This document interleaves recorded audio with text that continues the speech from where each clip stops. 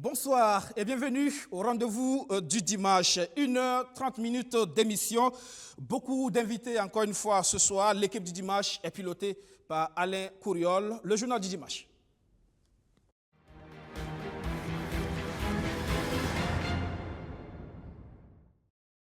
L'actualité, c'est bien sûr la réouverture des mosquées actée depuis hier par un communiqué de la Fédération des associations islamiques du Burkina Faso.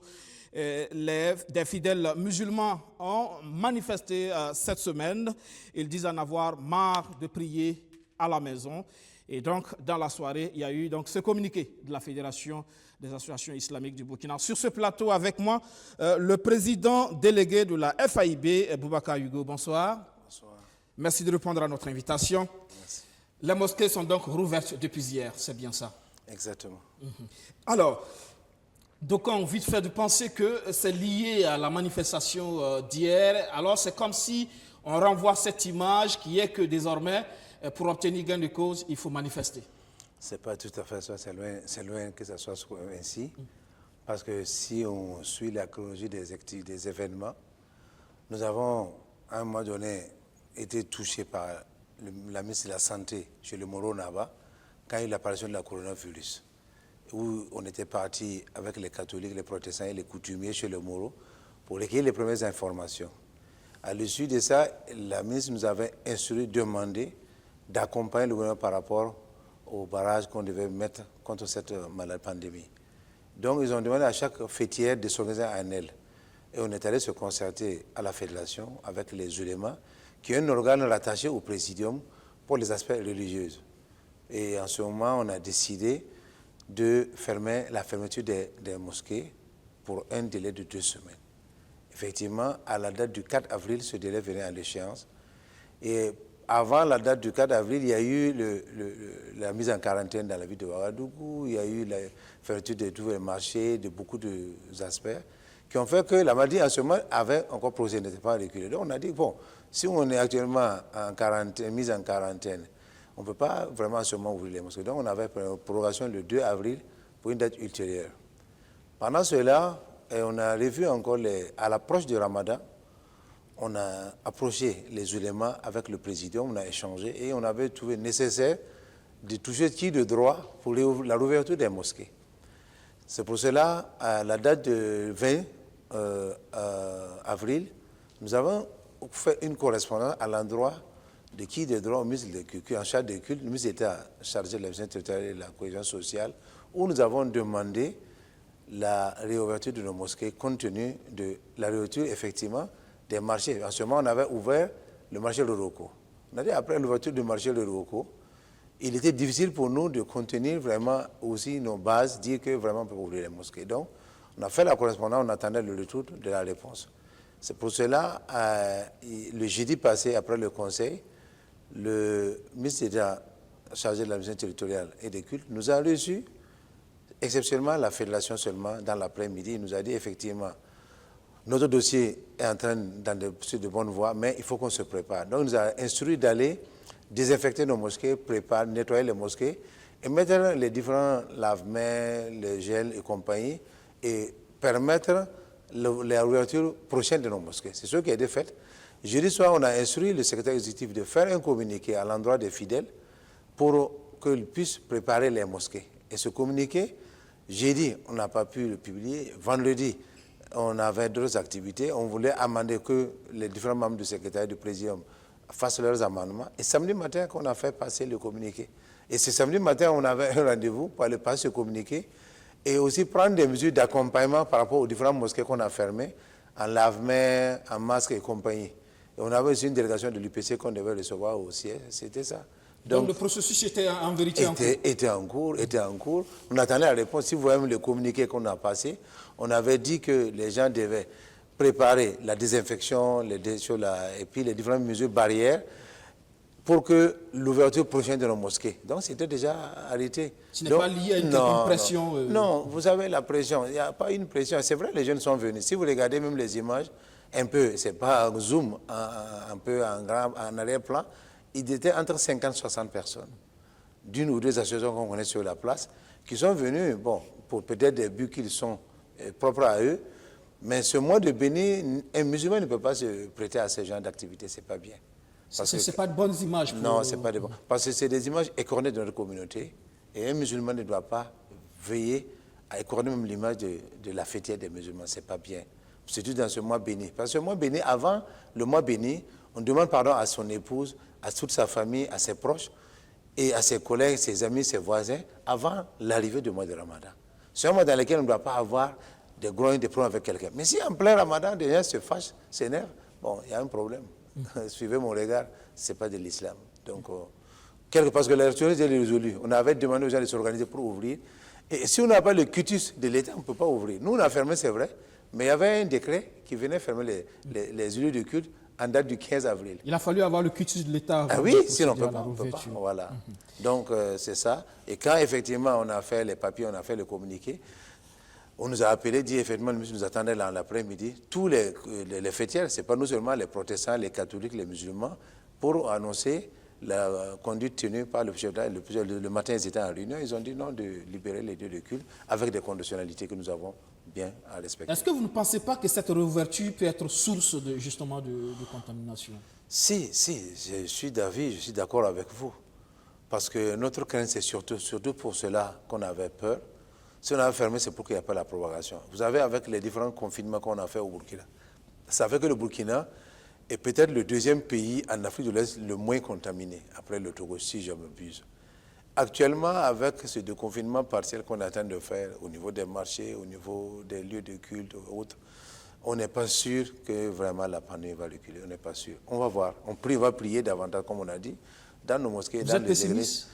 Bon, je ne suis pas pessimiste. Je ne sais pas. On ne connaît pas déjà le comportement des gens et des autres par rapport aux mesures barrières qu'on a. Mais pourquoi alors rouvrir si on pouvait continuer tranquillement à prier à la maison pour éviter justement ce risque, parce qu'on est en train de prendre un risque là. Oui, puisque comme on a vu qu'on sentait, puisque selon les données que l'État donnait, selon la masse des choses. Vous savez, quand nous, on avait fermé les lieux de culte, les mosquées, pendant que les marchés étaient ouverts. Et après, nous, on a fermé les marchés. Et quand on ouvre premièrement le marché de Roko, après, on ouvre les 27 marchés de Kadiogo, bon, et qu'on veut reprendre les cours à l'école, et on veut relancer les activités, c'est difficile pour un religieux de dire qu'on ne peut pas aller à un lieu de culte parce que... On se dit qu'on peut prendre aussi les mêmes précautions à la mosquée. Si on peut prendre des précautions au marché, pourquoi pas à la mosquée? C'est ça aussi. D'accord. Est-ce qu'aujourd'hui, vous avez dans un communiqué justement demandé un accompagnement par rapport au respect de ces mesures barrières? Est-ce que vous les avez obtenues? Qui finalement finance ces outils, ce matériel? Non, ce matériel, c'est de fonds propres de la fédération qu'on est en train de préparer. On a déjà fait lancer les commandes pour, à partir de demain, déjà mettre à disposition de beaucoup des mosquées. De lundi, déjà, on va commencer à sélectionner les mosquées qu'on va donner, les grandes mosquées, parce qu'on ne peut donner tous les mosquées du Burkina, mais les grandes mosquées des grandes associations où il y a beaucoup de monde, on va donner. Des petites mosquées aussi, on va donner en fonction de nos moyens. Mais on n'a pas eu un soutien quelconque de qui que ce soit. D'accord. Voilà. On est en fin d'entretien. Vous avez un message certainement à l'endroit du... Le message que je veux au moins s'adresser à toute la nation, la communauté des musulmans de ce pays, c'est de garder leur patience et comprendre qu'ils sont dans un mois de carême. C'est un mois de pardon, de dévotion et d'abnégation et surtout de prière.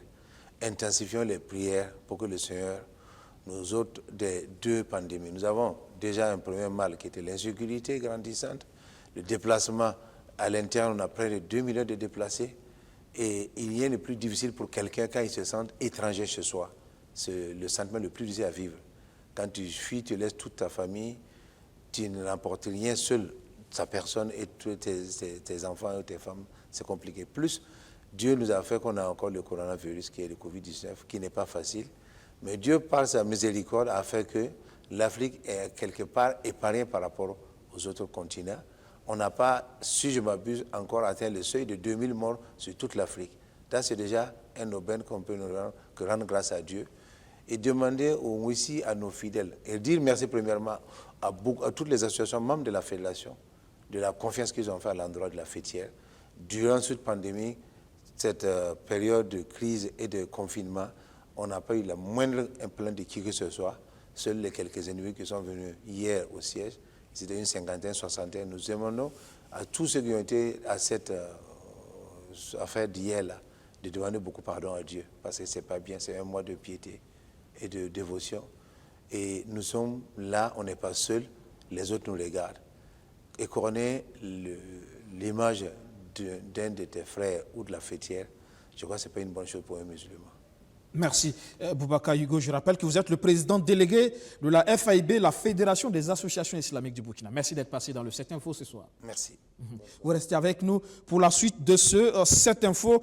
Fin de mission pour les 12 experts chinois, mais avant de partir, ils ont tenu à faire quelques recommandations sur la gestion de la COVID-19 au Burkina.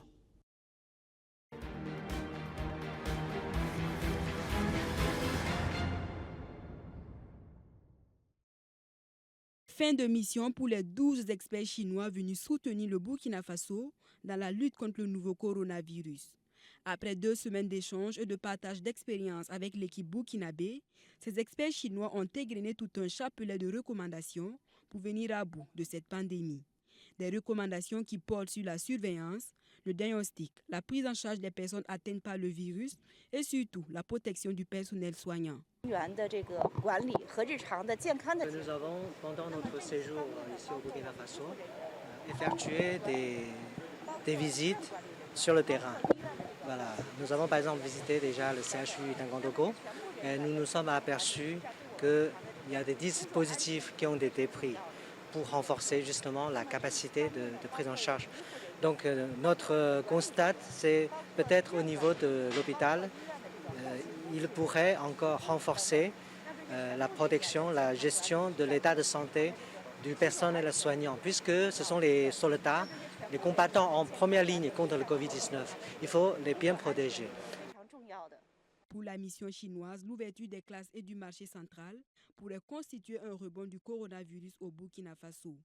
Mais la ministre de la Santé reste convaincue que le respect des mesures barrières peut minimiser ce risque. Les experts ont dit que c'est un risque, mais les experts en même temps ont donné des recommandations pour que le risque ne soit pas réel, pour contenir ce risque. Et nous vous demandons encore, je réitère ma demande à votre égard, mes attentes pour que vous travaillez à réinstaurer la confiance entre les agents de santé et la communauté et la population. Il faut que la population croie que la maladie existe, que la population suive les recommandations des agents de santé, parce que le second rebond peut être difficile pour tout le monde. La rumeur circule que l'équipe chinoise n'aurait détecté aucun cas de la COVID-19 au Burkina Faso. La ministre Claudine Lougué apporte un démenti. S'il n'y avait pas eu de cas détectés, on ne va pas parler de pic ni de descente. Et c'est la mission chinoise qui l'a dit. Je voudrais solliciter la presse pour que la presse nous accompagne. Vous avez écouté la mission chinoise. Il faut que la population comprenne et tienne compte et sache que la maladie existe et qu'elle est grave. La mission chinoise a fait des recommandations dans ce sens. Il faut que le personnel de santé soit motivé. Et la motivation, ça ne peut que venir de nous. L'ambassadeur de la Chine au Burkina Faso a pour sa part félicité ses compatriotes pour le travail abattu au Burkina Faso. La mission plie ses bagages certes, mais l'ambassadeur chinois rassure que la collaboration entre cette équipe et le personnel soignant burkinabé se poursuivra pour éradiquer la pandémie. Deuxième invité de ce 7 Info, Inès Kaboré-Mano. Elle est sage-femme, elle est la chargée de communication de la F-Santé BF, la Fédération syndicale de la santé Burkina Faso. Bonsoir. Bonsoir. Merci de répondre à notre invitation. Merci. Déjà, la fédération, quelles sont les structures qui composent justement cette fédération? Alors, merci pour l'invitation déjà. La F-Santé, c'est une fédération des syndicats du secteur de la santé. Il est composé du syndicat des infirmiers, le syndicat de l'administration des services de santé, le syndicat des médecins du Burkina et le syndicat des sages-femmes, des maïoticiens et des accoucheuses du Burkina Faso. Voilà, un ensemble donc pour être plus fort, c'est bien ça. Tout à fait. Il y a déjà eu les acquis, hein, on a vu avec la FPH, la fonction publique hospitalière, avec ses 10 décrets adoptés en janvier dernier. Alors, le rôle des sages-femmes, justement, dans cette lutte contre la Covid-19, on en parle peu, et pourtant, c'est un rôle aussi assez déterminant. Tout à fait. Alors, avant de parler du rôle de la sage-femme dans la prise en charge du Covid-19 proprement dit, moi, je voudrais parler un peu du métier de sage-femme. Alors, la sage-femme, c'est un professionnel de santé qui est chargé d'accompagner la femme avant la grossesse, pendant la grossesse et après l'accouchement. Alors, donc, c'est un métier noble, un métier, mais qui nécessite quand même des compétences. Aider à donner la vie, c'est important. Aider à donner la vie, c'est pas toujours simple. Voilà, donc ça, c'est le métier de la femme, de la sage-femme et du maïoticien d'État, parce qu'il n'y a pas que des sages-femmes. Voilà. Donc, le rôle de la sage-femme en tant que personnel de santé dans la prévention du Covid-19, comme on le dit, il est situé à plusieurs niveaux. Alors, donc, la prise en charge de la femme par la sage-femme est située à plusieurs niveaux. Donc, au premier niveau, c'est quand vraiment c'est une patiente Covid-19 négative. Donc, il s'agit d'accompagner la femme. Il y a un protocole qui existait déjà pour la prise en charge. Ce protocole est suivi, donc c'est le protocole ordinaire. Il est suivi et la patiente reçoit les soins qu'il faut. Le deuxième cas, c'est quand la patiente elle est suspecte Covid-19.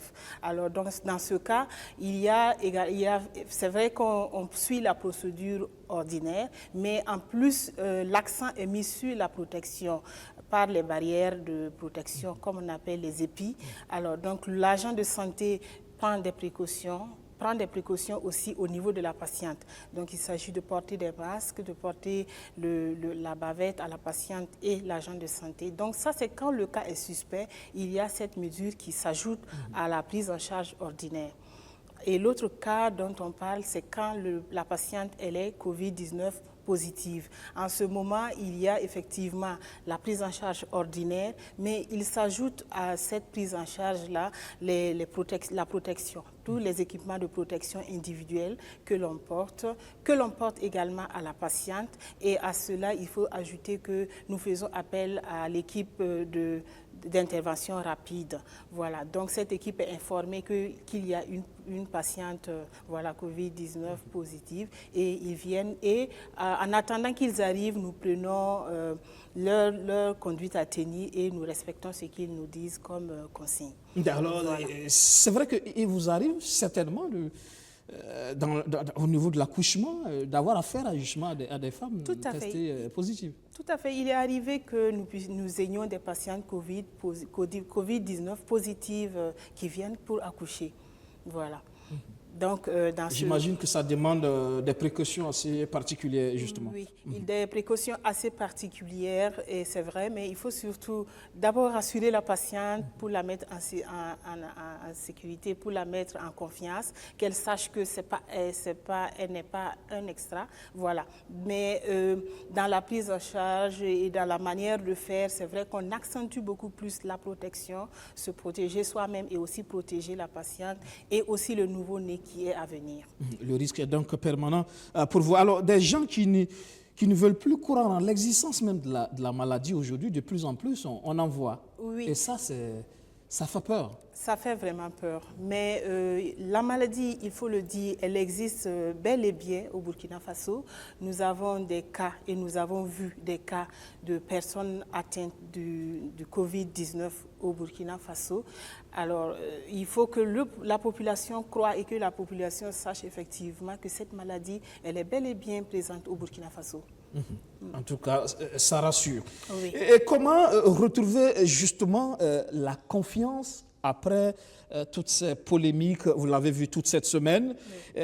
Finalement, est-ce que l'option de la possibilité de vérification indépendante du test justement par les patients ne serait pas une très bonne chose pour rassurer justement, parce que beaucoup commencent à douter justement par rapport au processus de ceux qui ont en charge la gestion la pandémie. Oui, tout à fait. Retrouver confiance après tout ce qu'on entend dans les réseaux, sur les réseaux sociaux et tout ce qu'on entend autour de nous, ce n'est pas évident. Mais nous avions fait des propositions, effectivement. Quand le Covid-19 est apparu, la F-Santé avait fait des propositions claires qui étaient de doter tous les centres de santé en tests de Covid. Alors, ça permettait à la population qui faisait un test positif dans un endroit d'aller faire un contre-test ailleurs. Alors, c'était de refaire ce même test-là ailleurs pour confirmer ou pas. Voilà, ça permettait aux gens d'avoir confiance à ce qui a été fait. Mais il n'est toujours pas tard, il est toujours possible de doter les centres de santé qui ont des laboratoires fonctionnels en matériel de dépistage. Comme ça, quand on fait le test et on dit il est positif, il est négatif, on peut le confirmer ou l'infirmer en faisant le même test ailleurs. Voilà, donc nous pensons que c'est une des options qui est encore possible. Voilà. Et aussi que la population soit indulgente par rapport aux insuffisances. Voilà. Donc, on voudrait demander de l'indulgence, en tout cas de la population par rapport à cela. C'est vrai que pour vous, agents de santé, vous maîtrisez une certaine réalité que le commun des Burkinabés forcément ne connaît pas et qui fait qu'en sorte qu'il a une opinion qui peut être fausse, justement, de la réalité de la situation. Tout à fait, tout à fait. Alors, aujourd'hui, la conséquence de toute cette polémique, de cette gestion qui fait l'objet de toutes les critiques, c'est bien sûr le limogeage aujourd'hui, disons, le coordonnateur qui a été éjecté, le professeur Martial Ouedraogo. Il le fallait, à votre avis? Je voudrais dire alors que la F-Santé, c'est une fédération de syndicats. Alors nous luttons pour le mieux-être des travailleurs de la santé et tout ce qui tourne autour de nous, nos familles. Nous travaillons à ce que les travailleurs aient de meilleures conditions de travail et de vie. Nous voulons dire par ceci que nous sommes apolitiques, alors tout ce qui est décision politique sur la nomination ou le limogeage d'un responsable d'une structure, vraiment, la F-Santé... Ça ne vous intéresse pas? Oui, la F-Santé ne s'en préoccupe pas et on ne s'ingère pas. Justement, vous voyez que le débat va plus loin, on demande la démission de la ministre de la Santé. Exactement. Comme je le disais précédemment, la F-Santé vraiment n'intervient pas et ne s'ingère pas dans les activités politiques. Donc nous ne prenons pas cela comme un devoir pour nous. Néanmoins, si un responsable de structure ou d'institution arrive à faire en tout cas, il arrive des choses qui ne sont pas ça, ou bien il dépasse en matière de gestion, nous pouvons revendiquer, nous pouvons dénoncer, voilà. Mais demander aux politiques de travailler un travail politique, vraiment, la F-Santé ne vous laissez ça aux pas. politiques. Alors, pour terminer, on a vu aussi cet arrêté du Premier ministre. Apparemment, visiblement, on ne parle plus de comité, mais dans le discours, on continue de parler quand même de comité. Oui. Selon cet arrêté, on ne devrait plus parler de comité normalement. Oui, c'est vrai. Est-ce qu'il faut revoir toute la structuration justement du cadre de la riposte? Tout à fait. Quand on parle de comité, effectivement, nous avons aussi lu sur les réseaux sociaux cet arrêté du Premier ministre, alors qu'il nomme, je pense à son article 7, le Premier ministre comme président de ce comité. Et je pense qu'à l'article 15, il est dit que ce présent arrêté abrogeait tout ce qui avait été fait précédemment. Bon, je ne pourrais pas répondre dans ce sens que peut-être le ministère de la Santé pourrait nous donner plus d'éclaircissements par rapport aux autres comités qui existent toujours, parce que nous-mêmes, on ne s'en sort pas vraiment. Oui. Ça paraît ambigu jusqu'à présent. Assez ambigu pour nous par rapport à cela. Oui. Merci, Madame Inès Kabori-Mano. Vous êtes chargée de communication de la F-Santé Burkina Faso. Merci d'être passé dans le 7 Info ce soir. Vous restez avec nous. Nous avons en ligne de Bordeaux le docteur Rémi Kaboré. Vous êtes épidémiologiste, chercheur à l'Université de Bordeaux. Bonsoir. Bonsoir, M. Guébry. Oui, vous êtes chef de projet à la plateforme Cassiopée. C'est quoi exactement ce projet? Alors, merci M. Guébry. L'honneur m'est choix de participer à votre émission qui fait un formidable travail dans la riposte contre cette pandémie. Mais bien avant de vous présenter la plateforme Cassiopée, permettez-moi déjà de saluer le courage et la bravoure donc, du personnel de santé et des collaborateurs qui se battent pour en venir à bout de cette pandémie au Burkina. Et c'est aussi l'occasion d'avoir une pensée pour toutes ces personnes qui ont perdu la vie et suite à cette maladie et aussi suite au terrorisme. Mais très rapidement, en fait, moi, je travaille au sein de l'Institut de santé publique, d'épidémiologie et du développement, en abrégé ISPED. Et en fait, j'interviens sur plusieurs casquettes. D'abord, en tant que biostaticien dans l'équipe économie et management des organisations de santé, mais aussi en tant qu'épidémiologiste et méthodologiste dans la plateforme Cassiopée. Et cette plateforme se veut être une plateforme d'expertise qui a été créée par même le fondateur de l'Institut, qui a pour objectif de réaliser d'abord des études pour des institutions, qu'elles soient gouvernementales ou pas. Et c'est dans ce sens que je conduis actuellement donc des essais cliniques sur les cures thermales et aussi des études avec la Fédération française de rugby où je suis chef de projet donc pour regarder les blessures qui surviennent chez des joueurs de rugby amateurs. D'accord. Mais d'autre part, cette plateforme aussi agit en tant qu'interface entre les politiques et les chercheurs parce que l'objectif c'est de pouvoir travailler avec les chercheurs et de développer des outils qui permettront aux politiques de prendre les bonnes décisions. Parce que vous le savez très bien, les politiques n'ont pas forcément le même langage que les chercheurs et vice-versa. Donc nous jouons en fait un rôle d'interface pour pouvoir traduire les résultats de recherche en action et donc de permettre en fait aux politiciens donc de prendre la bonne décision tout en se basant sur les retombées potentielles. Assez rapidement, c'est ce que la plateforme Cassiopée fait. Merci, c'est de cela qu'on parlait tout à l'heure avec Madame Kaboré. Alors, et pourquoi vous êtes resté en France justement après vos études? Cette expertise aurait pu servir au Burkina? Bon, rester en France, c'est un peu trop dire. Bon, vous savez, en fait, dans notre domaine, il est tout à fait possible de travailler, de mener des travaux sans être physiquement présent. Donc, je vous le concède que c'est un atout d'être sur place, mais c'est pas un impératif. La preuve est que je mène des travaux sur des thématiques pour le Burkina avec des collègues, bien que je ne sois pas au Burkina Faso. Et chaque année, j'arrive à dégager du temps pour dispenser des cours à l'université de Ouagadougou. Donc, c'est donc dire que le Burkina Faso reste toujours au centre donc de mes intérêts. Et moi, je suis toujours en France parce que j'apprends toujours auprès des personnes de renom de la discipline, je m'améliore, j'acquiers de l'expérience et si l'opportunité se présente pour servir le pays, je répondrai présent. D'accord. Alors, la situation de la pandémie de coronavirus en Europe, particulièrement en France, on va vers la maîtrise? Bon, alors, il faut savoir que c'est un peu trop tôt de parler de maîtrise de la pandémie en elle-même. Parce que vous savez, c'est une nouvelle maladie et chaque jour qui passe, on apprend davantage. Ce qu'il faut retenir est que les mesures qui ont été prises par les autorités françaises ont permis de contrôler en fait cette vague d'épidémie et on constate qu'il y a de moins en moins de contaminations et de moins en moins de décès. Et l'élément majeur qu'il faut retenir en fait à ce niveau, c'est vraiment l'anticipation en fait que les autorités françaises essaient de mettre en place pour prévenir en cas de vague, de seconde vague dans les semaines à venir. Et cette première vague, actuellement, qui a surpris tout le monde, y compris la France, il y a eu des diverses méthodes de lutte dans différents pays. Cependant, une seconde vague ne doit pas nous surprendre de cette même façon. Donc, quand vous remarquez à peu près ce que la France est en train de mettre en place pour le sortir du déconfinement, vous voyez qu'elle a augmenté la réalisation de ces tests, qui va passer jusqu'à 700 000 tests par semaine, parce que le conseil scientifique prévoit qu'on aura environ 1000 et 3000 infections par jour. Et donc, si on considère 25 cas potentiellement qui seront en contact pour une personne, on va jusqu'à 525 000 et majoré, ça fera donc 700 000 tests par semaine qui seront réalisés.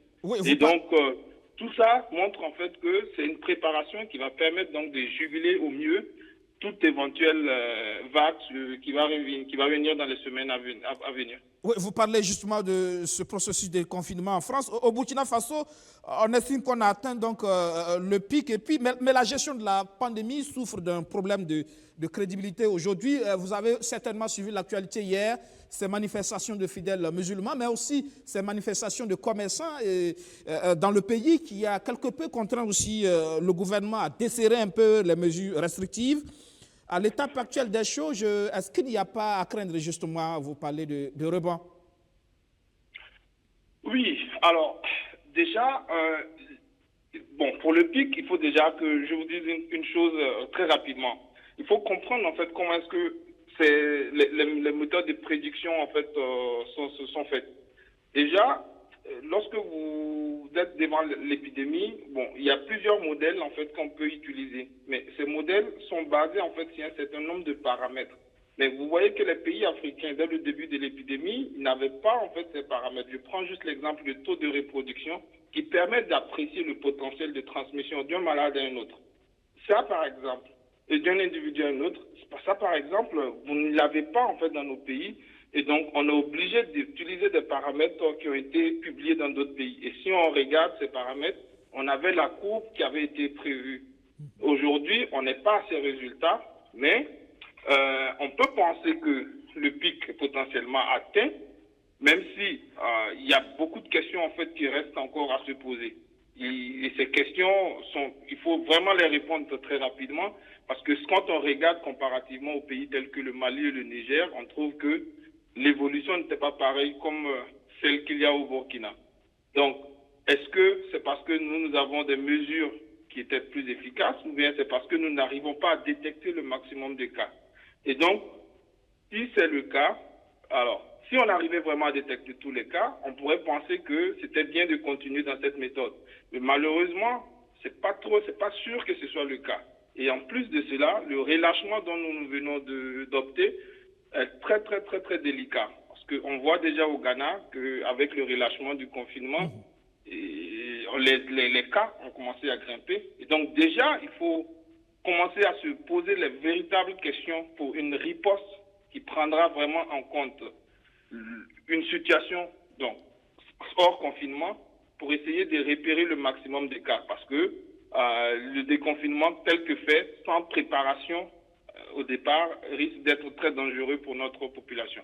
Et justement, cette approche de serment, tout ça, ça nécessite encore plus de moyens, de mesures d'accompagnement qui nécessitent aussi des moyens pour cela. Alors, le plan de riposte au Burkina Faso, comme je l'ai dit, suffisamment décrié. Quelle approche justement pour la riposte? Avec des collègues médecins, vous avez justement essayé de proposer des approches. Oui, tout à fait. Alors, dès le début de la pandémie au Burkina Faso, avec des collègues, nous avons pris l'initiative d'apporter notre contribution à la lutte. D'ailleurs, c'est l'occasion pour moi de réitérer mes remerciements envers ces collègues qui sont dans de différents pays et qui ont accepté de travailler de façon bénévole sans attendre en fait une quelconque demande. Alors, nous avons produit 2 documents. Un premier document dans ce premier document, que nous avons titré Contribution de la lutte contre le Covid-19.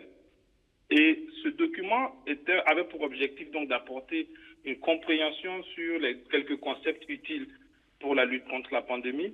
Et dans ce document, nous avons discuté des différentes stratégies en nous basant en fait sur un modèle qui avait été développé par la Imperial College University. Mais souvenez-vous en fait que ce modèle-là, c'est ce qui a permis en fait aux Britanniques et aux États-Unis de reculer face à leur stratégie qui était donc d'aller vers une immunité collective. Donc nous avons discuté en fait les stratégies qui étaient discutées dans ce modèle, et nous avons essayé d'attirer l'attention pour dire qu'il allait être très difficile pour un pays comme le Burkina d'aller vers un confinement tel que le suggèrent les différents pays. Mais il fallait déjà commencer à penser comment essayer de juguler et d'adapter la situation dans notre pays et de pouvoir réaliser soit un confinement sur des zones beaucoup plus restreintes.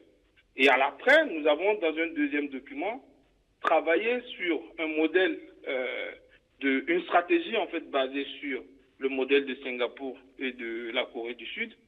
Et nous avions apporté un regard sur les différentes stratégies qui avaient été déjà utilisées dans les différents pays, mais nous avons trouvé que c'est la stratégie de Singapour et de la Corée du Sud qui donnait donc des résultats pertinents, parce que ces pays-là ont réussi à juguler donc l'épidémie sans même avoir un confinement strict.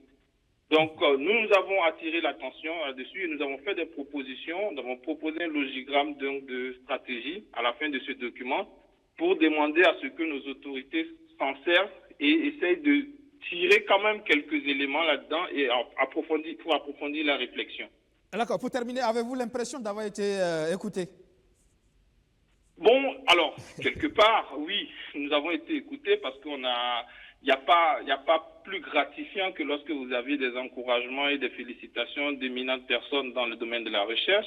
Nous avons quand même reçu également des encouragements de la directrice de l'OMS et donc de la ministre de la Santé. Donc, nous pensons que nous avons été écoutés. Mais par contre, il y a beaucoup de propositions que nous avons formulées dans ces documents que nous pensons que si on avait essayé donc de pousser plus la réflexion, on aurait pu les mettre en œuvre par rapport à ce qui a été fait déjà. Mais nous saluons déjà ce qui est en train d'être fait actuellement parce que le docteur Brice Bikaba et son équipe, quand vous regardez, et vous voyez déjà que nous, on avait proposé d'élargir en fait le test à plusieurs. Et voilà que en utilisant, en fait, en élargissant déjà, vous voyez que les résultats d'hier, nous avons jusqu'à 10 personnes qu'on a pu détecter. Donc, on est autour de 8%. Donc, en général, dans les pays de la sous-région, vous êtes environ 10% des tests réalisés pour des cas confirmés. Donc, je pense que on a été entendu quelque part, mais il y a encore des choses intéressantes dans le document, notamment sur les tests, où nous avons discuté sur les tests rapides. Et je pense qu'on peut, jusqu'à maintenant, dès maintenant, nous appesantir en fait sur cette question et à mûrir la réflexion. Parce que si vous avez un cas, par exemple, à Tinakov, comment est-ce que vous allez aller faire des prélèvements pour revenir pour arriver à Ouagadougou, réaliser l'examen et puis donc essayer de faire Donc tout ça, ce sont des questions que nous avons soulevées et donc nous avons tiré l'attention à regarder un peu vers les tests rapides. D'accord. Et nous avons, voilà. Merci, merci. Docteur Rémi Kaboré, je rappelle que vous êtes épidémiologiste, vous êtes chercheur à l'Université de Bordeaux. Merci encore. Voilà. Merci à docteur Rémi Kaboré qui était en direct avec nous de la ville de Bordeaux. La suite de cette info, l'affaire Rosemary Compaoré au cœur de l'actualité de cette semaine. Jusque-là, ce sont les autorités sanitaires qui s'étaient exprimées sur les circonstances de la mort de la vice-présidente de l'Assemblée nationale burkinabé. Cette semaine, la famille de la défunte a enfin réagi. Elle dément en bloc les propos des autorités sanitaires. Un accident, une erreur médicale, moi, il n'y a pas de problème. Mais le mot Covid-19 là, c'est ça qui me traumatise. Traumatisme, amertume, voilà ce qui se laisse apercevoir dans la famille Compaoré 40 jours après le drame. Des regards vides et fades qui traduisent l'absence de paix intérieure depuis l'annonce officielle. La douleur est double. D'abord, l'immense chagrin dû à la disparition d'un être cher et ensuite, la peine intense causée par les différentes sorties officielles sur le cas de la disparue. La députée Rose Compaoré est arrivée au CHU de Tengandougou le 16 mars et le lendemain 17 mars, elle a trépassé. Si tant est qu'elle est décédée de coronavirus, pourquoi plus d'1 mois après, personne n'a contracté la maladie parmi ses proches? Ou encore, en 24 heures, comment les médecins ont-ils pu effectuer un test de dépistage? L'époux de la regrettée est assailli de questions sans réponse. Même s'il y a eu test, il ne peut pas avoir les résultats. Parce qu'à ce que nous on cherche, on nous a toujours chanté qu'il faut 3 jours. On a suivi des émissions avec des membres du gouvernement. Il faut 72 heures pour avoir les résultats. Ma femme n'a fait que quelques heures. Comment ont-ils fait pour détecter qu'elle avait Covid? Alors qu'à la rentrée, professeur Drabo a confirmé et infirmé qu'elle n'a pas, ils n'ont pas fait de test de Covid-19 sur mon épouse. Le médecin traitant qui affirme ne pas être au courant d'un quelconque test de dépistage à la Covid-19 et de l'autre côté, la coordination qui soutient Mordicus que le décès est dû au coronavirus. La famille décide alors d'aller à la recherche du dossier médical. Que les enfants sont partis pour chercher le dossier médical de leur maman, on les a dit d'aller en justice. Et ils ont failli venir aux mains. Donc c'est tout ce que moi je peux dire. Comme nous n'avons pas le pouvoir. Nous n'avons pas le pouvoir. Un sentiment d'impuissance face aux institutions étatiques. La famille s'en remet à Dieu. Je ne peux que me morfondre. Qu'est-ce que je peux faire face à la puissance de l'administration, à la puissance du gouvernement? Qu'est-ce que je peux faire? C'est le gouvernement qui a dit. Alors, c'est une conférence gouvernementale qui a annoncé. Qu'est-ce que je peux faire? La douleur devient extrême et insupportable quand Madame le ministre de la Santé fait cette annonce devant la représentation nationale. Nous continuons à entretenir des échanges avec la famille. La semaine dernière, les médecins ont encore reçu l'époux pour mieux se comprendre. Avec le respect que je dois à la représentante du gouvernement, j'ai dit sur place, au moment où il s'adressait à la nation, au peuple burkinabé, à l'intérieur comme à l'extérieur, qu'elle était en train de mentir. Jamais été approchée, ni rencontrée par un envoyé ou un technicien du ministère. Il en est de même quant à la désinfection du domicile annoncée plus d'une fois par les autorités sanitaires. Ça dépend de ce que vous appelez désinfection. Si c'est le travail physique que je connais, depuis le décès jusqu'à ce jour, je n'ai pas vu une équipe technique venir ici pour désinfecter ma cour. Peut-être qu'ils ont désinfecté d'autres cours, mais pas la cour de la défunte.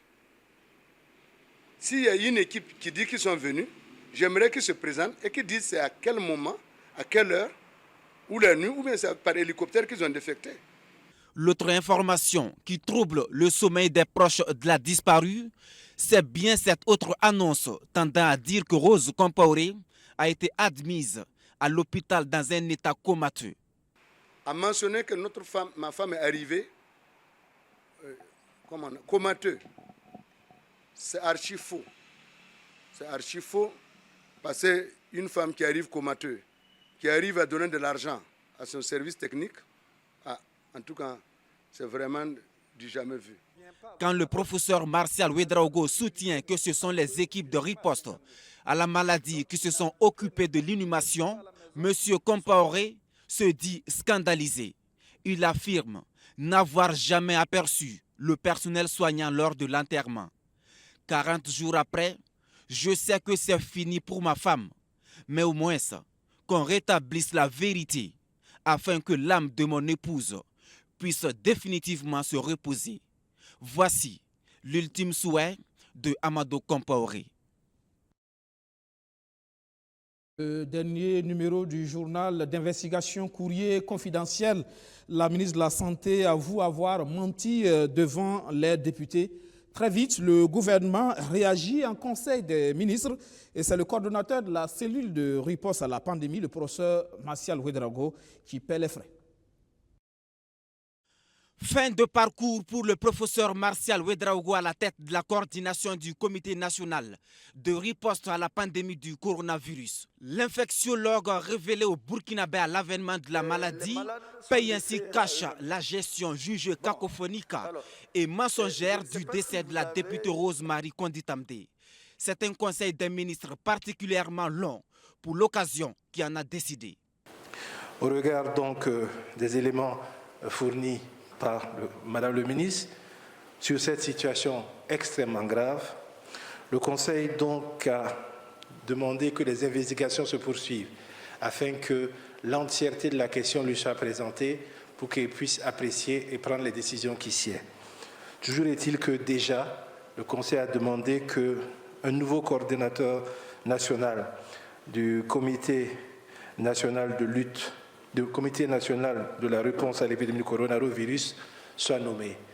Depuis le témoignage de la famille de la regrettée députée, une partie de l'opinion s'est indignée, allant jusqu'à exiger la démission du ministre de la Santé. Face à la presse ce 29 avril, voici la réaction du porte-parole de l'exécutif, Rémi Fulgence Danjounou. Comme je dis, le gouvernement a dit que c'était suffisamment grave et que nous demandons une poursuite des investigations afin que toutes les responsabilités soient situées. Donc, je voudrais m'en tenir à ces propos-là. Pour ce qui est de ce que M. Gansouré dit, cette responsabilité-là ou ce jugement-là, il est à un autre niveau de décision. En Conseil des ministres également, la situation des policiers et militaires radiés a été évoquée. Des mesures sont annoncées dans ce sens. Relatif à la formation au métier au profit des militaires radiés et des fonctionnaires de police révoqués en 2011. Ces formations pratiques, intenses et de courte durée, c'est-à-dire de 3 mois, visent à accompagner les militaires radiés et les fonctionnaires de police révoqués consécutivement aux mutineries de 2011 dans leur insertion dans la vie civile. Au titre du ministère des Finances, un décret a été adopté pour alléger les conditions de recours à la procédure d'entente directe dans le cadre de la passation des marchés publics relatifs au programme d'urgence du Sahel en 2020. Donc de l'urgence, des difficultés sur le terrain, de l'insécurité dans certaines zones et même des réticences des banquiers à accompagner les prestataires en raison notamment des questions sécuritaires, le Conseil a marqué son accord pour l'adoption de ce décret afin de contribuer à la sécurisation des personnes et des biens dans ces régions et d'asseoir les bases, de renforcer les bases du développement socio-économique. 72 heures après l'entrée en vigueur de la mesure du port obligatoire de masques, le constat reste mitigé sur le terrain. Le gouvernement ne pense toujours pas répression et compte sur la presse pour une sensibilisation. De son côté, le ministre en charge de l'action humanitaire a annoncé une assistance alimentaire au profit de 2 millions de personnes, dont 850 000 déplacés internes. En plus, 20 000 ménages vulnérables de Bobo-Dioulasso et Ouagadougou vont recevoir 20 000 francs CFA par mois pendant 3 mois. Pour l'UPC, l'Union pour le progrès et le changement, pas question d'en rester là. Le professeur Martial Ouedraogo ne saurait être le bouc émissaire. Il faut aller plus loin. L'Union pour le progrès et le changement veut la tête de la ministre de la Santé. Le parti juge chaotique sa gestion de la Covid-19 et du décès de la députée Rose-Marie Compaoré.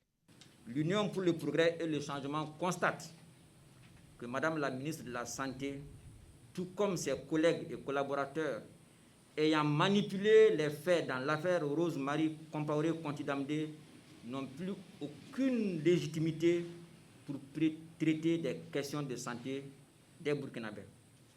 Par conséquent, l'UPC exige la démission de Madame la ministre de la Santé, un pardon officiel du gouvernement à la représentation nationale et à tout le peuple burkinabé. Le parti du Lion entend mener des actions afin que la lumière soit faite sur les circonstances de la disparition de la deuxième vice-présidente de l'Assemblée nationale. Nous avons écrit à Madame la présidente de la commission SEGAS, une commission générale de l'Assemblée nationale, qui s'occupe du domaine du secteur de la santé. Et nous lui demandions, c'était le 9 avril,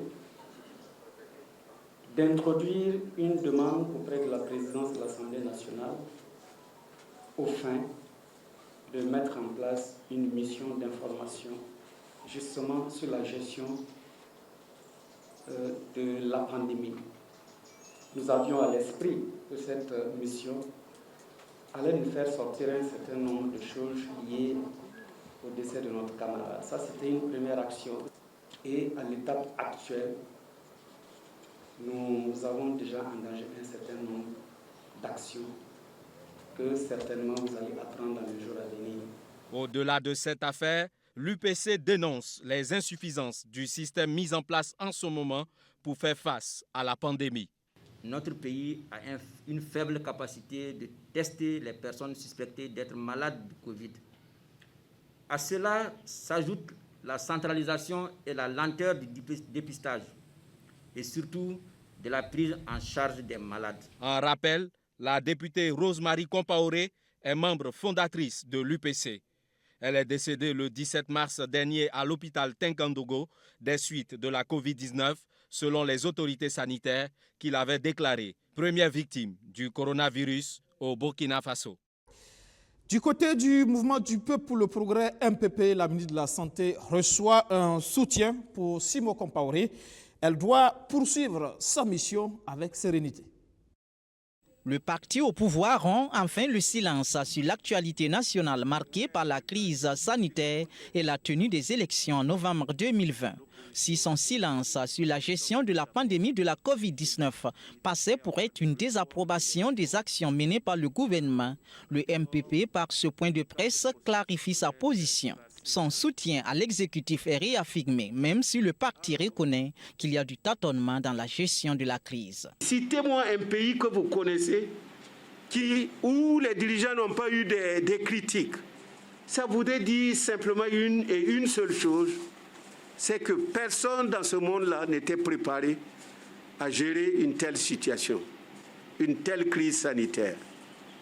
C'est pourquoi, à notre modeste niveau, nous avons eu aussi des manquements, des ratés. Sinon, dans le traitement des malades, il y a eu des insuffisances. Dans le domaine de la communication, il y a eu des insuffisances. Dans certaines choses, il y a eu des insuffisances. Et il y a eu des critiques positives. Et les choses sont en train de rentrer dans l'ordre. Et il faut s'en féliciter. Tout en saluant les efforts consentis par les agents de santé pour combattre le virus, le MPP a renouvelé son soutien à la ministre de la Santé. Le professeur Claudine Louguet serait désavoué au sein du parti selon certaines rumeurs. Sur la question de la tenue des élections en 2020, le MPP embouche la même trompette que l'opposition pour réclamer leurs organisations à bonne date. Le président du FASO nous a fait savoir que cette date-là doit être respectée. Donc, sur la question, à moins qu'on veuille autre chose, on doit même pas, il n'y a même plus de palabres autour de cette question. L'armée burkinabé est accusée d'exécution sommaire de 31 détenus à Djibo par l'ONG Human Rights Watch. La réplique du parti au pouvoir sur ces accusations est sans détour. C'est pour dire qu'il est seulement regrettable que quand on tue 10, 20, 30 militaires ou gendarmes ou policiers, on sent que même ceux qui sont censés défendre les droits de l'homme, ils deviennent aphones. On n'en parle pas.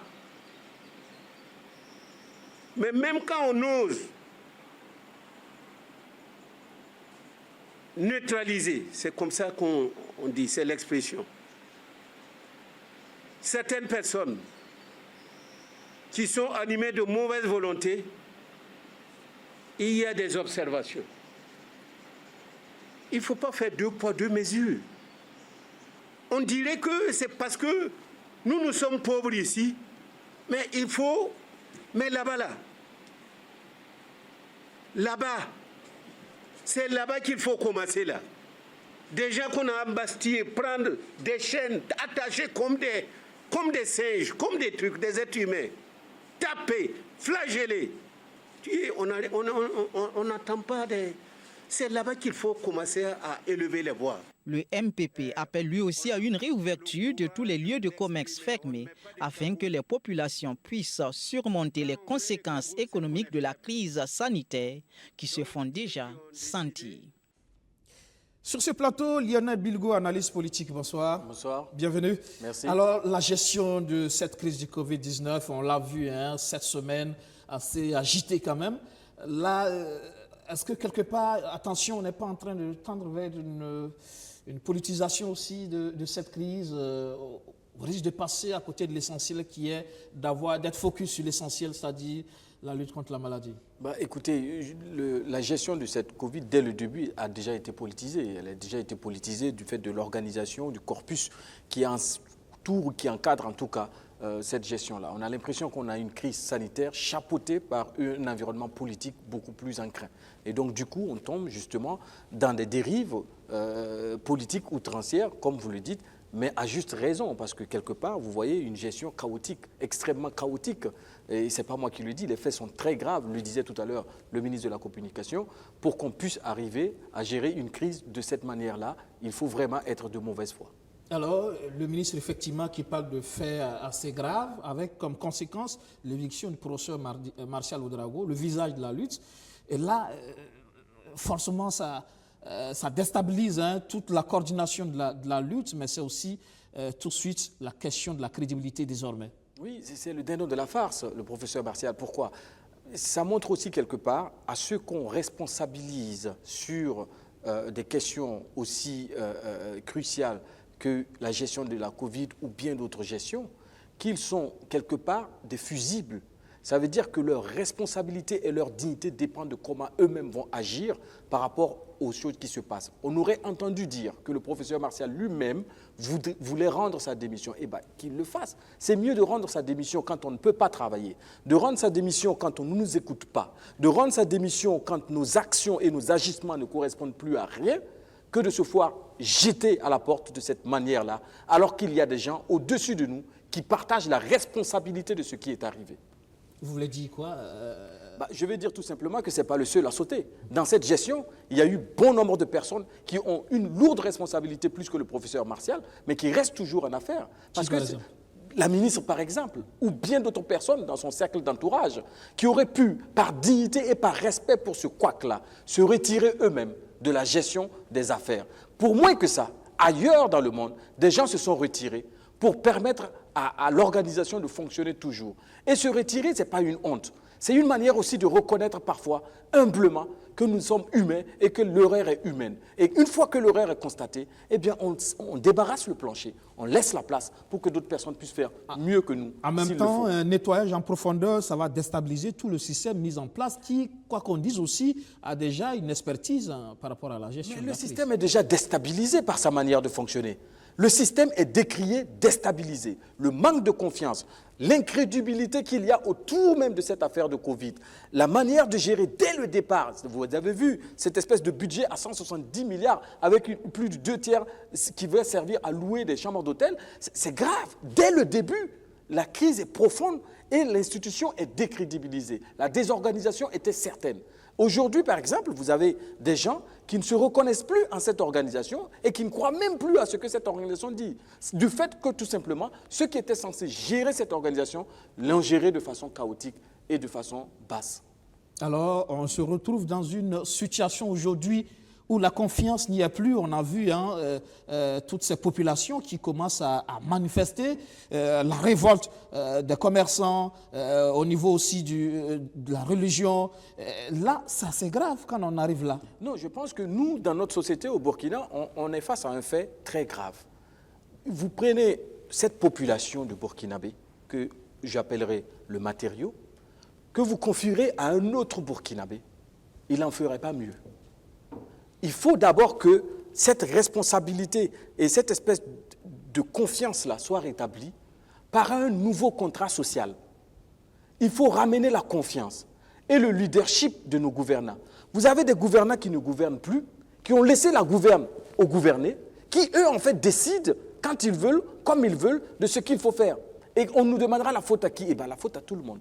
C'est vrai que des commerçants sortent, manifestent très vite, les marchés sont ouverts. On voit des fidèles qui sortent, qui manifestent.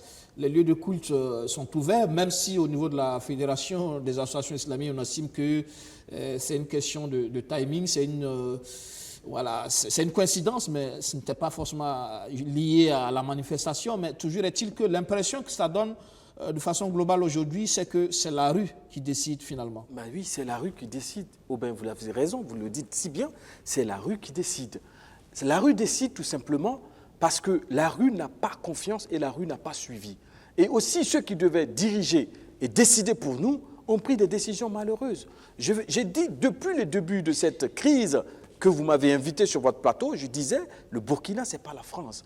On ne peut pas copier-coller textuellement ce qui se passe ailleurs dans nos sociétés. Il aurait fallu peut-être prendre des décisions autres que ce qu'on a pris. Et aujourd'hui, on se retrouve englué, embourbé dans une crise sociale. Et d'ailleurs, elle est plus sociale que sanitaire.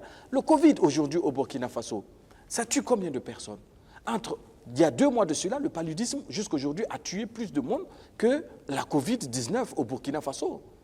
Et si on continue à égrener le chapelet de personnes qui sont mortes au Burkina Faso, dans la catégorie des maladies concernées, la Covid-19 vient en bas de chaîne. À un moment donné, les populations se posent la question, pourquoi au nom de ce virus qui tue moins que ce que nous connaissions d'habitude, On nous empêche de survivre. Attention, je n'ai pas dit vivre, de survivre. Parce qu'effectivement, les femmes et les hommes qui sortent le jour pour trouver à manger pour le lendemain, à eux là, on leur demande de rester chez eux. Eh bien, c'est incongru. Parce qu'on ne les nourrira pas.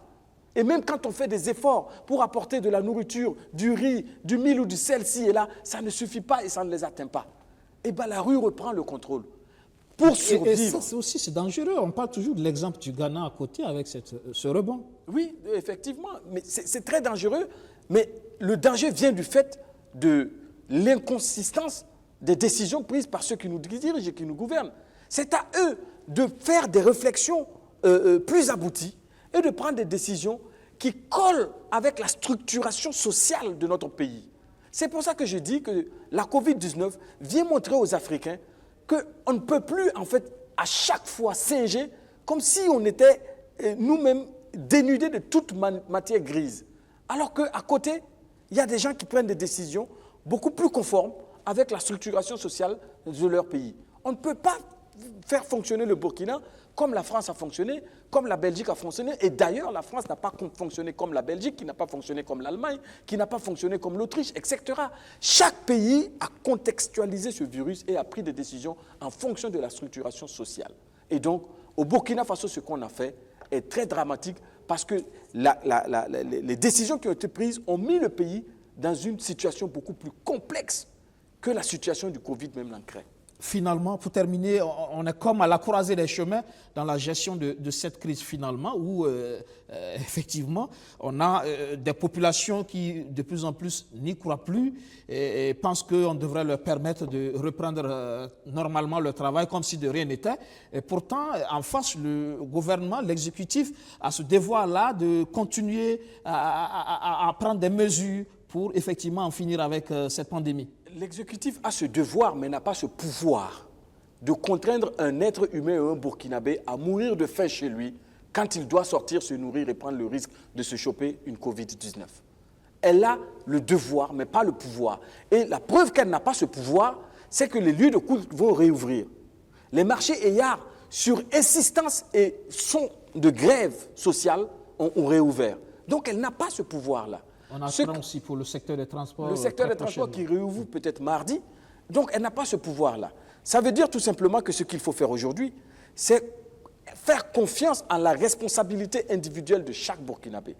Continuer la sensibilisation sur cette maladie, mais sur bien d'autres maladies, parce que les gestes barrières et ce qu'on nous enseigne nous protègent aussi de bien d'autres maladies que l'on connaissait, qui n'est autre que les maladies diarrhéiques et bien d'autres maladies. Et donc, ça veut dire tout simplement qu'il faut continuer à sensibiliser. Et continuer à sensibiliser et trouver le moindre mal pour permettre à la société de continuer à fonctionner normalement, parce que tout simplement des vies en dépendent de ce fonctionnement normal de la société. En tout cas, c'est une crise sociale qui est installée désormais. Une crise sociale. Et doit falloir juguler finalement, concomitamment avec la crise sanitaire. Et oui. Là, c'est un autre défi qui vient alourdir la tâche de l'exécutif. Je crois que c'est un défi majeur. C'est un défi majeur. Et cette Covid-19, malheureusement, vient nous rappeler que notre société est malade. Le Burkina est malade. Le Burkinabé est dans un coma profond.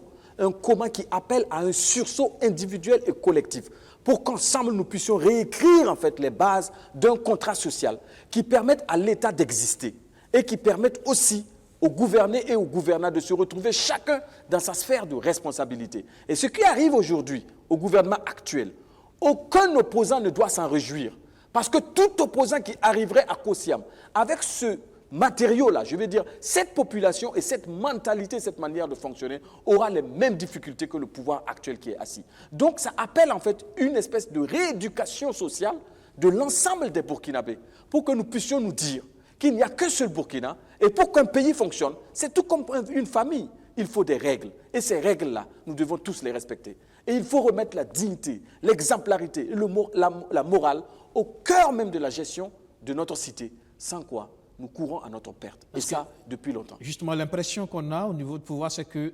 les adversaires politiques tirent sur l'ambulance finalement. Et ça aussi. C'est pour ça qu'il faut dire tout simplement que ce n'est pas une situation à mettre au crédit de l'opposition. Non.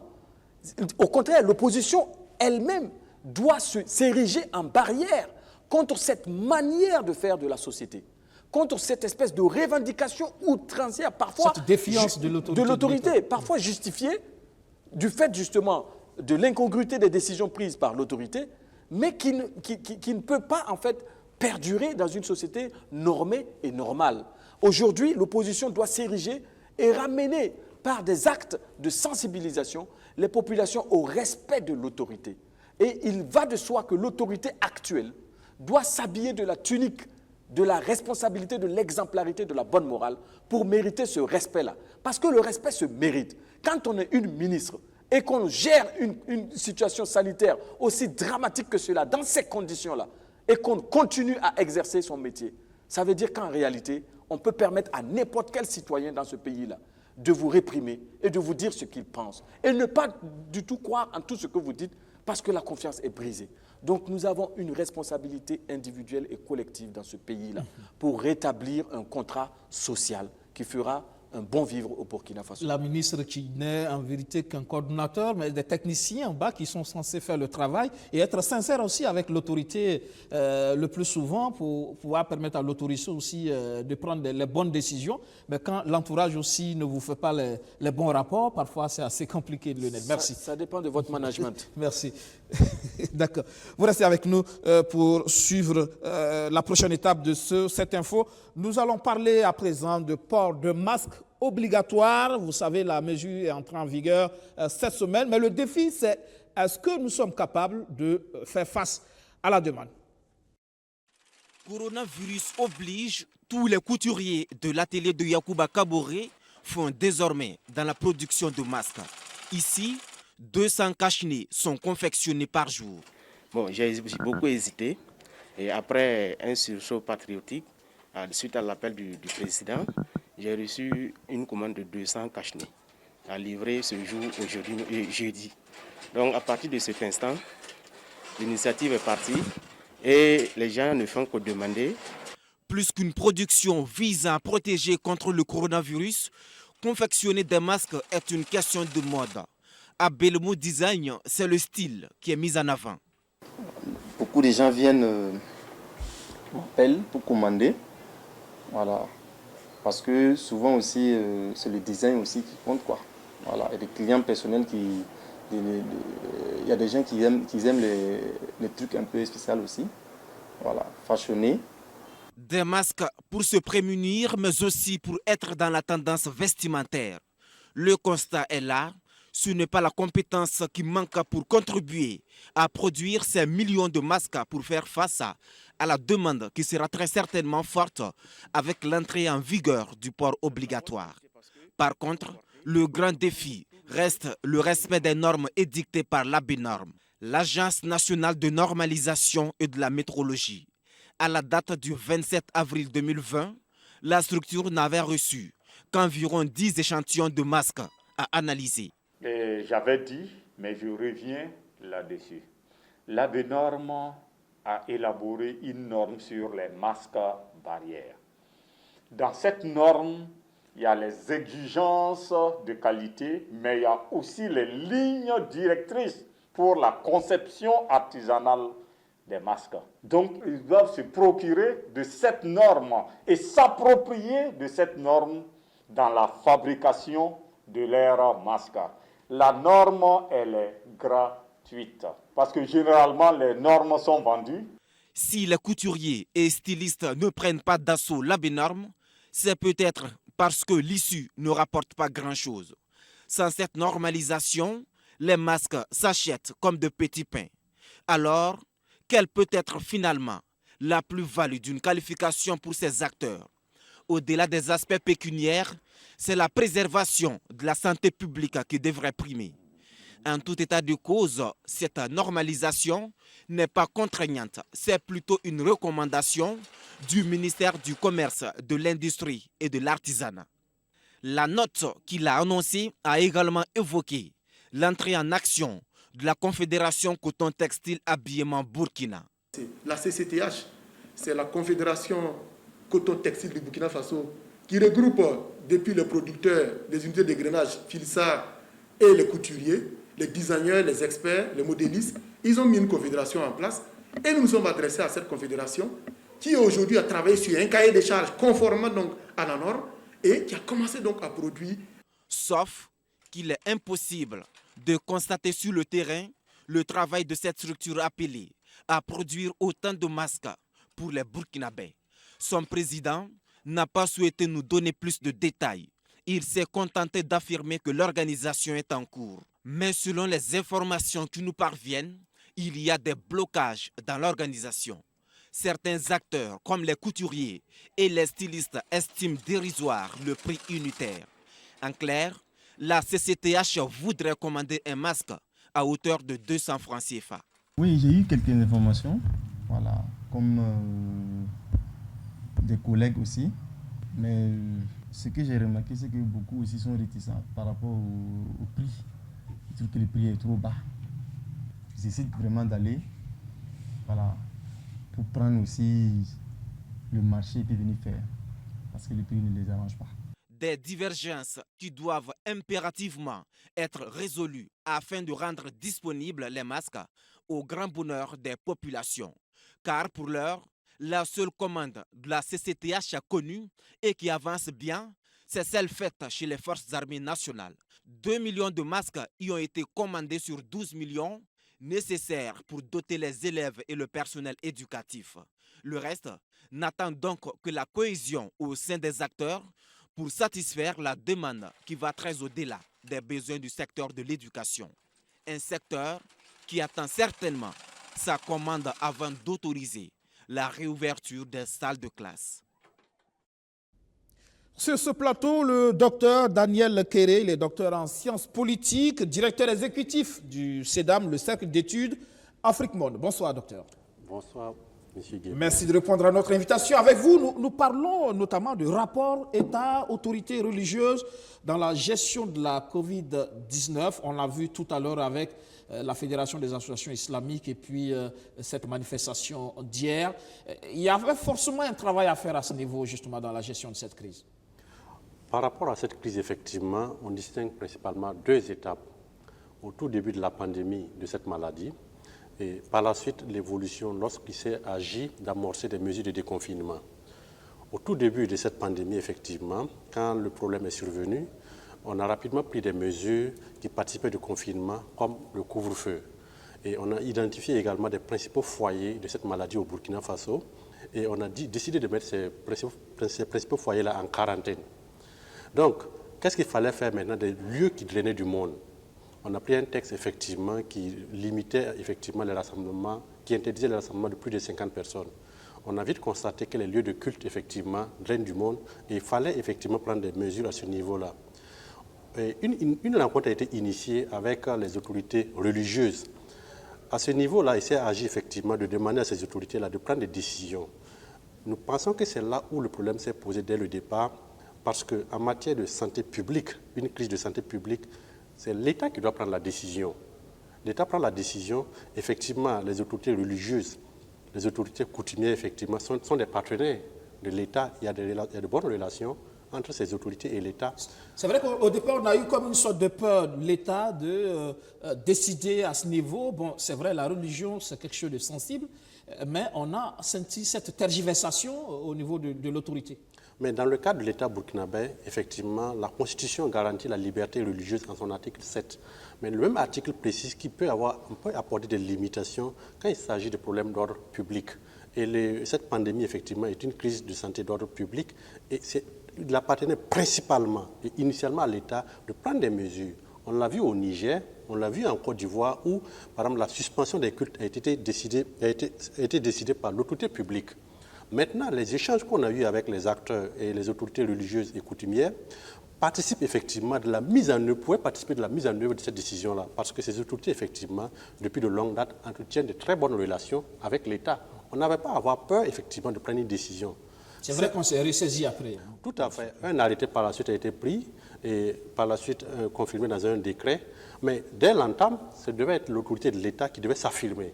L'impression qui se dégage, c'est que l'État, au début, peut-être n'a pas voulu effectivement prendre cette décision-là, laissant la liberté aux acteurs de prendre cette décision-là, ce qui pose des problèmes.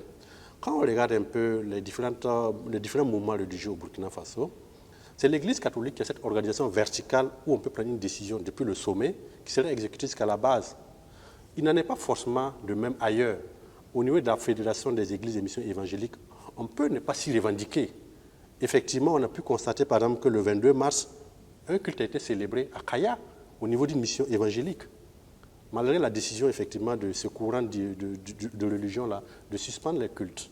Donc, on aurait pu harmoniser ça si l'État prenait une décision. Au niveau de la communauté musulmane, il en est de même. Ce n'est pas une organisation verticale comme on peut le constater au niveau de l'Église catholique. Si on prenait, l'État anticipait, prenait une décision, et maintenant on conviait ces autorités-là pour participer à la mise en œuvre de cette décision-là, le problème ne se serait pas posé. Et la deuxième étape, c'est lorsqu'il s'est agi de sortir du confinement. Parce que les mesures du confinement édictées étaient par nature temporaires. Parce que bon, c'est la conjoncture qui autorisait effectivement à ce qu'on prenne ces mesures-là. On n'a pas anticipé pour avoir un calendrier clair pour un processus de sortie de cette situation-là. Ailleurs, on a vu par exemple que des premiers ministres ont présenté des calendriers au niveau de la représentation nationale.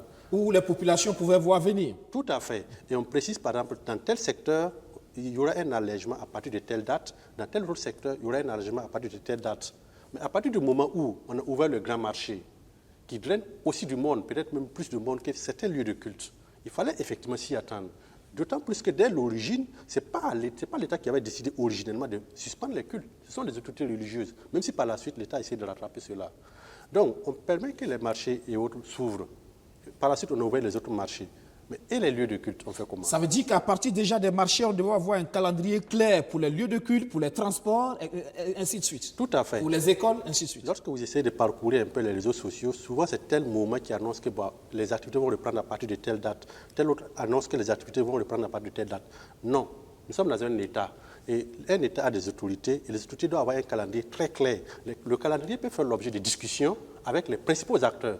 Mais c'est l'État qui annonce le calendrier, effectivement, et avec des échéances très claires, et on sait effectivement qu'à partir de telle date, le confinement sera allégé à tel niveau, la quarantaine va être levée si, par exemple, l'évolution se présente de telle ou telle façon. Et là, au moins, on peut éviter cette cacophonie. D'accord. Départ quelque peu raté, ce qui a peut-être renvoyé toutes ces conséquences avec ces mouvements de rue de commerçants et de fidèles au niveau de la religion. On essaie de rattraper maintenant comme on peut.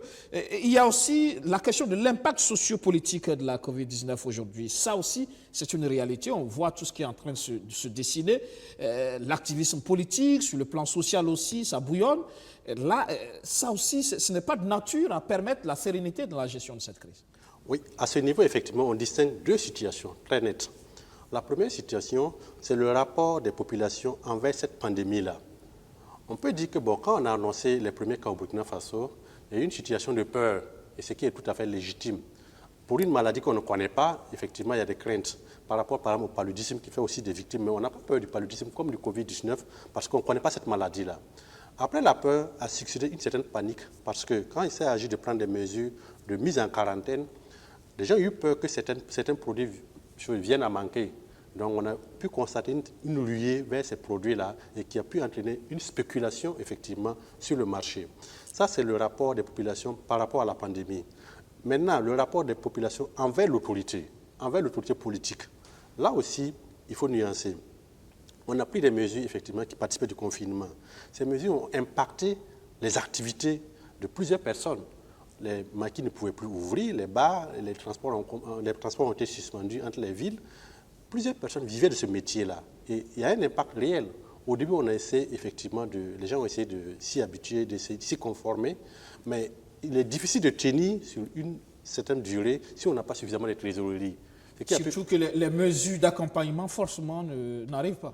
Oui, il y en a eu, mais elles ne parvenaient pas à résorber effectivement la demande, parce que les besoins quand même exprimés sont suffisamment considérables. C'est là la délicatesse, parce que ça pose un peu un problème du fonctionnement de nos États. Est-ce qu'on a bâti des systèmes suffisamment viables qui puissent permettre de gérer des crises de cette nature-là sur la longue durée? Heureusement pour nous que le nombre de cas semble baisser. Si le nombre de cas augmente de plus en plus, on est obligé encore de recourir aux mesures de confinement. Et si le confinement va durer sur 1 mois, 2 mois, 3 mois, est-ce que l'État peut tenir? Et c'est là la crainte majeure parce que les gens ne mesurent pas suffisamment que cette pandémie-là peut avoir des répercussions dans le champ politique. Parce qu'une situation qui provoque beaucoup de remous sociaux, parce qu'elle s'étend dans la durée et provoque effectivement un appauvrissement des personnes, il faut s'attendre à des remous politiques. Et parce que, évidemment, on a pu le constater, déjà l'autorité de l'État commence à s'affaiblir au regard des décisions qui sont prises. Et si la pandémie va se poursuivre encore sur la durée, il faut craindre à terme une certaine remise en cause, en tout cas, du leadership des dirigeants de ces pays. C'est quelque peu ce qu'on est en train de voir actuellement et qui est peut-être dommage. Alors, on va parler à présent d'hypothèses sur la configuration géopolitique mondiale post-Covid-19. C'est vrai que c'est une crise qui vient redistribuer les cartes quelque peu. Bon, dans une certaine façon, en tout cas, on peut constater une évolution. À ce niveau, nous avons deux hypothèses principales. La première hypothèse qui s'affiche déjà, c'est la définition de la nature de la menace. Qu'est-ce qui peut constituer une menace pour l'humanité? Avant la pandémie du Covid-19, de cette maladie qu'on appelle Covid-19, on pensait que les armes nucléaires constituaient un danger pour l'humanité. C'est vrai, les armes nucléaires constituent un danger potentiel pour l'humanité. Mais à travers cette expérience du Covid-19, on se rend compte que ce n'est pas que la seule menace. Déjà, certains experts avancent que cette maladie-là a pu causer autant de victimes que la guerre du Vietnam, autant de victimes que la guerre d'Algérie, et j'en passe. Donc, on se rend compte que la menace, ce n'est pas seulement les armes nucléaires. Voici un virus qui est invisible à l'œil nu et qui peut provoquer autant de dangers. Donc, la redéfinition de la nature de la menace va changer à l'échelle mondiale. Ça, c'est le premier élément. Et la deuxième hypothèse, conséquence de la première, c'est une reconfiguration un peu des liens que les États pourraient entretenir. Pour sortir de cette situation, on a vu effectivement que tous les États ont dû s'y investir à travers des formules de collaboration. Quand la Chine a pu gérer la situation à son niveau, elle est venue en aide à d'autres États en Europe. Elle a envoyé des délégations et du matériel en Italie, voilà, en Espagne, voilà. La Russie en a fait de même. La Russie également en a envoyé aux États-Unis. Entre guillemets, on a les querelles de leadership se sont effacées. On a dû taire ça pendant un bon moment parce que quand même que la Russie envoie une délégation militaire pour combattre le Covid-19 en Italie, un pays membre de l'OTAN, effectivement, ça interroge suffisamment. Nous, en Afrique, on a bénéficié du soutien de la Chine, aussi bien en matériel qu'en experts, qu'en ressources humaines. Donc, on se rend compte que dans ce monde-là, il faut de plus en plus renforcer le multilatéralisme, même si certains États ou certains présidents n'apprécient pas forcément cette dynamique. Donc, le multilatéralisme s'impose parce qu'on se rend compte pour une pandémie de cette nature-là, si une situation se présentait, il faut anticiper, régler le problème localement avant que ça n'atteigne le monde entier. Ça veut dire qu'on aurait pu dès le départ se mobiliser pour la Chine. Ensemble, on aurait pu justement contenir le problème. Mais on a pensé peut-être que ça n'arrivera jamais aux États-Unis, ça n'arrivera jamais en France. Tout à fait. On a jugé le problème trop lointain. Bon, on s'est dit avant, en 2003, il y avait eu le SRAS, le syndrome respiratoire aigu sévère. Ce n'est pas allé très loin. Bon, cette fois-ci, ce sera une crise de cette nature-là. Mais on se rend compte de plus en plus que ce monde-là est suffisamment fragile et interconnecté. Tout ce qui se passe chez le voisin peut arriver chez vous beaucoup plus vite que vous ne l'imaginez. Donc, en termes d'anticipation, il faut qu'il y ait une certaine gouvernance mondiale pour prévoir effectivement ces situations-là, aux besoins en termes de recherche, en termes de moyens. Deuxièmement, au-delà de la prévention, lorsque un cas survient, comment on le gère? Il faut également fédérer les moyens, les énergies pour pouvoir endiguer ces situations-là.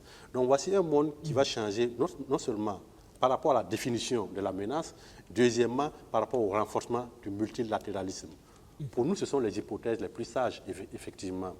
Bon, on espère que les leaders du monde comprendront ce langage-là et s'inscriront dans cette dynamique-là. C'est la dynamique, en tout cas la dynamique la plus vraisemblable. La plus vraisemblable, d'autant plus que toutes les économies ont subi le choc. Hein. Et forcément qu'aujourd'hui, ce n'est pas seulement la Chine qui va vivre l'impact, mais tous les pays le vivent. On est obligé de développer des plans de relance des économies et ça, on est obligé de réussir ensemble, justement. Oui, merci. Ça c'est la deuxième vague, effectivement, parce qu'après la pandémie vient la crise économique. On a déboursé des moyens colossaux pour gérer cette situation-là. Il va falloir effectivement coopérer pour relancer l'économie mondiale. Merci, Dr Daniel Kéré. Vous êtes le directeur exécutif du CEDAM, le Cercle d'études Afrique-Monde. Merci encore d'être passé dans le 7 Info ce soir. Merci beaucoup, M. Obengi. Vous restez avec nous pour parler à présent d'un autre thème. C'est cette menace de déguerpissement dans l'arrondissement 7 de la ville de Bobo-Dioulasso, des populations de zones d'habitat spontané menacées donc de déguerpissement. C'est pour la semaine prochaine, des populations qui ne savent pas où aller, surtout en cette période de pandémie de Covid-19. Ces habitants du secteur 29 de Bobo-Dioulasso doivent quitter leur habitation actuelle dans moins d'une semaine car elles seront bientôt détruites par la mairie de l'arrondissement 7. C'est l'information qui leur a été donnée le mercredi 29 avril 2020, disent-ils, par le maire de l'arrondissement 7 de Bobo-Dioulasso. On est rentré, ça n'a pas été une réunion en tant que telle, puisque ça n'a duré que 3 minutes. Et il n'y a pas eu de questions-réponses. Il a simplement dit, je vais venir, faites vos bagages dans 6 jours, je vais venir casser le coin là. Je ne veux plus voir quelqu'un là-bas, c'est ce qu'il a dit. On a essayé de le joindre, il a refusé tout contact. Mais que s'est-il passé pour que la mairie de l'arrondissement 7 décide de détruire ses habitations? Le maire Herman Siriman parle d'habitat spontané qui ne respecte aucune norme. Pour lui, malgré les actions de sensibilisation et de répression, le phénomène persiste. Des individus profitent de cette situation et ils vont ériger des maisons spontanées comme ça et ils trouvent que c'est normal qu'après on puisse les recenser et les donner forcément un terrain. Et ces personnes-là, je les ai rencontrées, ils sont 63, autour d'1 hectare. Et ils savent très bien, dès lors qu'ils ont commencé le projet, nos répondants au niveau de la zone non lotie ont été très clairs. Le maire a interdit, vous n'avez pas le droit d'avancer. Abdul Karim Ouetraogo, lui, voit les choses autrement. C'est par la force des choses, dit-il, qu'ils se sont retrouvés à ériger ces logements spontanés. Rokia Ouattara, une mère célibataire de 2 enfants. La mauvaise nouvelle du maire Siriman hante son esprit. J'ai moi-même payé la parcelle puisque Dieu ne m'a pas facilité le mariage. J'ai pu payer cette parcelle et construire cette maison avec les économies que j'ai pu faire car je ne peux pas payer une location. Je suis ici avec mes 2 enfants. Je me débrouille pour les nourrir. Ils nous donnent 6 jours pour libérer le lieu. Je n'ai nulle part où aller et je n'ai que 4 000 francs comme argent sur moi. Quelle maison peut-on louer avec 4 000 francs et y vivre avec les enfants? Nous supplions le maire. Les larmes de ces femmes, visiblement, ne changeront rien, puisque le maire Siriman reste ferme sur sa volonté de détruire ses habitats.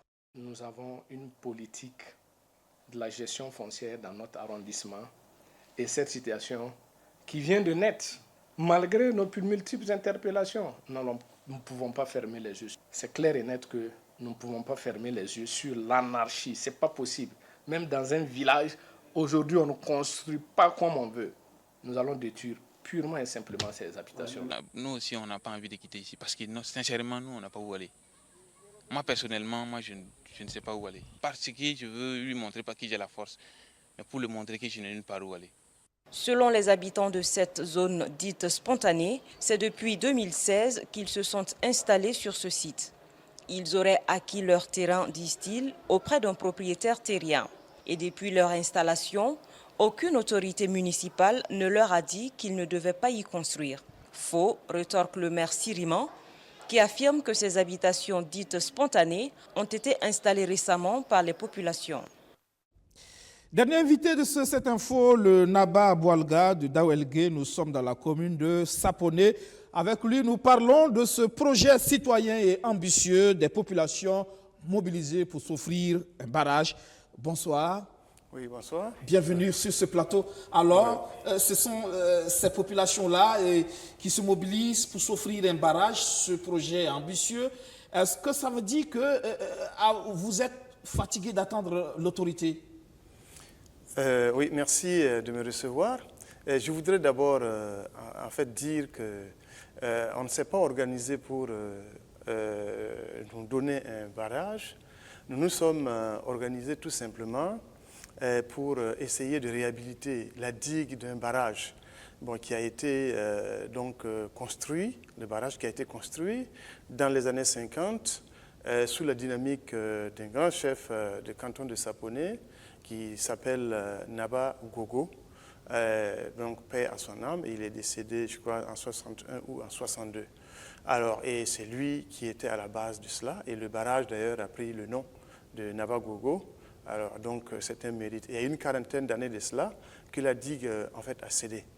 Alors, mais il faut d'abord que je souligne précisément que, en réalité, dans la zone de Saponné, bon, même si, naturellement, bon, pour des raisons liées à la dynamique sociale de la collectivité, il peut y avoir naturellement des débats, des discussions, bon, parfois qui virent en conflit.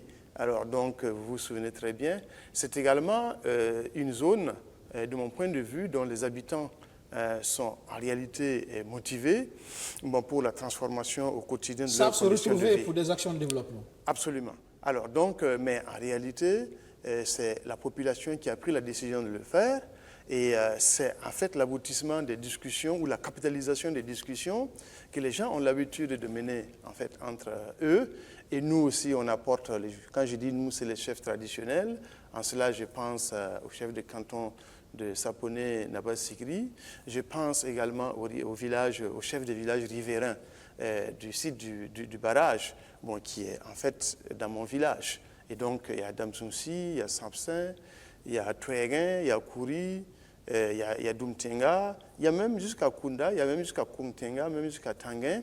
Alors, parce que les gens, il y a une interpénétration et un brassage effectif entre les populations. Et il y a déjà, effectivement, quelques retenues d'eau dans la zone, mais ce n'est pas suffisant au regard de l'importance du cheptel, également au regard de l'importance croissante de la population.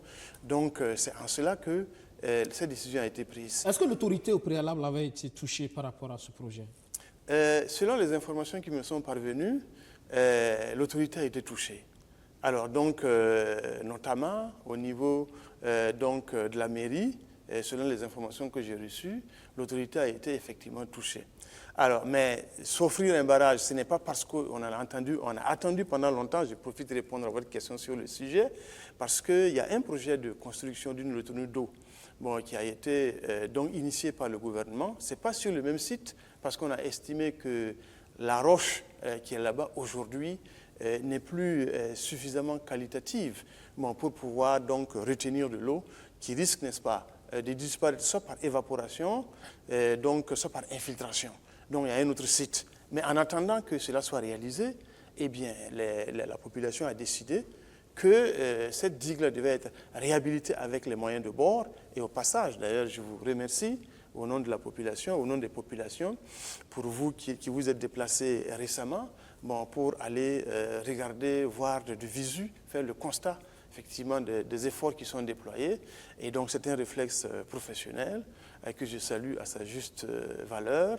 Même si je ne suis plus dans la maison, je suis quelqu'un de la maison. D'accord. Et alors, qu'en est-il de l'évolution du projet aujourd'hui? Alors, comme vous savez, à partir du mois de mai, du 15 mai, en allant vers la fin du mois de mai, il y aura des pluies. Donc, c'est presque terminé.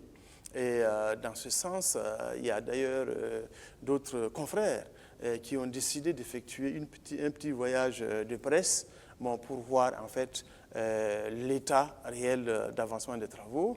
Et au passage, il faut remercier, je crois, les différentes bonnes volontés qui se sont donc d'emblée intéressés par qui sont vus intéressés par le projet.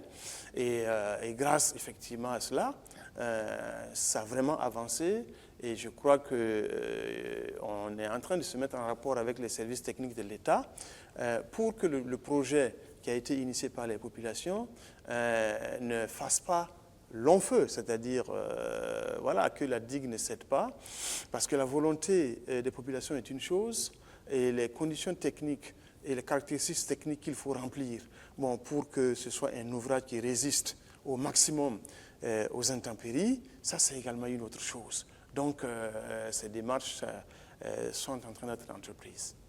Est-ce que ça veut dire que d'ici la saison des pluies, les populations peut-être pourront espérer avoir quelque chose à ce niveau en termes d'eau? Oui, je peux le dire. Nos craintes à ce niveau, c'est peut-être